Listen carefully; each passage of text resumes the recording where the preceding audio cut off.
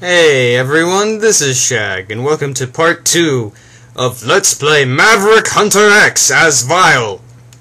Yep. As you can see, the music is turned off. Yeah, as you can see, the sound. This is because, as I explained last video, we'll be replacing the same repetitive music with things of my own decision. Unfortunately, turning the music off also means that it takes out the stage intro riff, as well as the voice that shouts the robot, or not robot master, the Maverick's name. In any case, it's time for Chill Penguin. Once again, we get the weapon select screen. Fun times.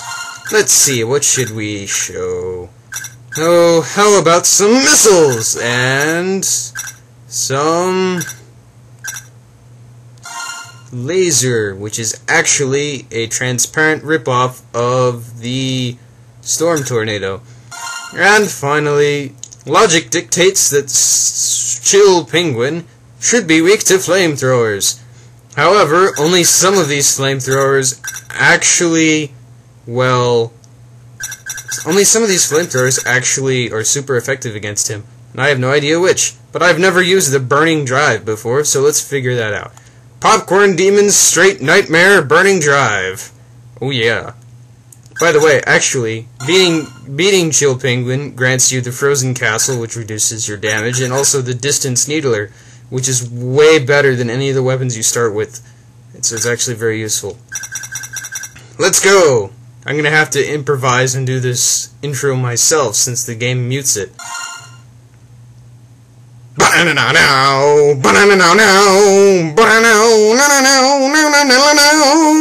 Chill Penguin!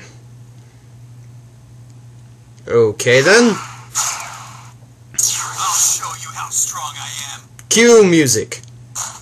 Right, Chill Penguin stage is an interesting thing. But enough of the stage. Meet my favorite lagging the game / destroying everything weapon, the Popcorn Demon missile.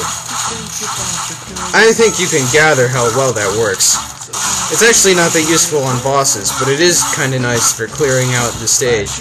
I do prefer usually to use the Infinity Gig homing hand missile, however much sense that makes. That's the Storm Tornado ripoff. It works well against large enemies like those turtle things we saw in the intro stage. They might show up again. As I said before, and the reason that this music is going on that I don't actually hear right now. Whoa, geez, that's kind of cool. Okay, the reason that the music is not what you would expect for this stage is A, because I have a ridiculous sense of humor, and B, because Vile's music in every stage except for the Sigma stages is the exact same lame, rocky metal thing that whatever that is. I'm not an expert on Mega Man X, so I can't tell you the differences between this stage and X's version of this stage, except for Vile has no Dr. Light capsules he can get stuff from. And I think this stage has one of those. Which is another point about Maverick Hunter X. They changed where all the capsules are. I believe the foot parts would be in this stage originally, but now they are in Flame Mammoths, where the head parts used to be, except much easier to access. But all that trivia nonsense is completely irrelevant to Vile's gameplay. These saw blade ostriches, which are not related to Overdrive Ostrich, and it's probably not their real name, are a common enemy in Vile's game, as are these turrets, and those bats. No surprise, every single enemy is annoying. That's actually kind of useful, but it takes a lot of my charge gauge over there, which I realized just now that I failed to explain.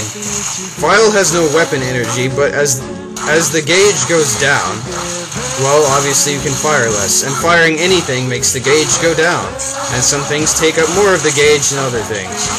It's basically irrelevant when you have the crappy starter weapons, but other weapons take much more of it, as you can see. In case you're confused about what I'm rambling about, it's the blue gauge where the weapon energy will be. Ah, the snowy tundras of place. Brilliant. Hello, Ride Armor enemies. Soon enough, I will be able to demonstrate a thing that they added to Vile's levels, which would be the ability to use his Ride Armor for 32 seconds. Yes, there's a time limit of 32 seconds, and then it explodes. Why 32? Because they like to go 2 steps beyond, I suppose. But the only difference between Vile's Ride Armor and X's Ride Armor, besides the time limit, is that Vile gets, well, Gatling Gun. Vile can finally dash with his very own armor. It's super fun. And I think there's a heart tank back there in that one igloo that we saw, but it doesn't look like I'll be getting that. And Vile's armor goes out in a gigantic explosion that nobody cares about. It's funny, when you're playing as, like, X, Vile's armor's invincible when you're fighting him in it. And it's only when Zero takes it out in the ending that you can actually finally defeat him. But in this, it can be defeated by snowballs. I guess Vile didn't get his armor upgrade, or something, from his Dr. Wily capsule. Eh, who cares? Oh, hello, Chill Penguin! It's a lot harder to get here if you only have the crappy weapons, but Chill Penguin, thankfully, is pretty easy with them. Fade music.